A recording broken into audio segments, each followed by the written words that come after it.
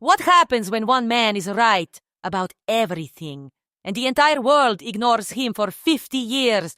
This is the story of Friedrich Hayek, the economist who spent decades in the wilderness and lived to see history prove him right.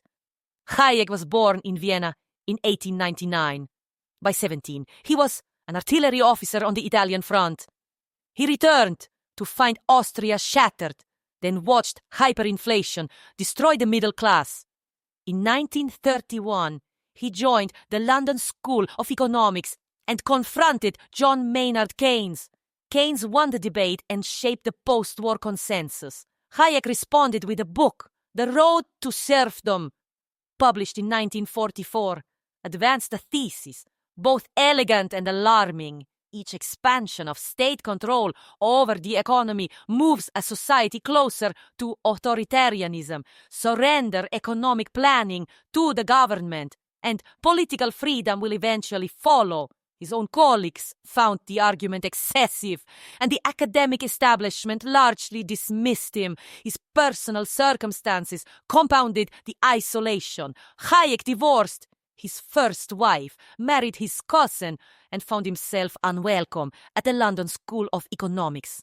He spent decades moving between Chicago, Freiburg, and Salzburg, battling depression and hearing loss. A figure respected in small circles, but marginal to mainstream policy. His colleagues regarded him as a relic. Students chose Keynes. Governments chose Keynes. For 30 years, Hayek labored in near obscurity, refining ideas that the world had decided it did not need. In 1974, the Nobel Memorial Prize in Economics reversed his fortunes. The award came precisely when Keynesian economics was struggling to explain stagflation, simultaneous inflation, and unemployment that the Keynesian models said could not coexist.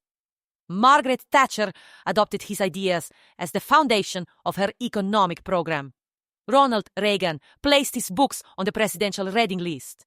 Free markets, deregulation, and privatization gained ascendancy across the Western world. The man the profession had sidelined was suddenly its most relevant voice. The vindication arrived with extraordinary force.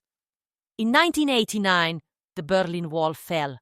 In 1991, the Soviet Union dissolved. The central planning Hayek had warned against for half a century collapsed under its own contradictions. He was 92 and had lived long enough to witness the most comprehensive confirmation of his thesis that history could have provided. Hayek died in Freiburg on the 23rd of March, 1992. His contributions endure in foundational concepts: the price system as an information network, spontaneous order, and the warning that economic liberty and centralized control are ultimately incompatible. Whenever the boundaries of state power are debated, the question being asked is, at its core, the one Hayek spent his life trying to answer: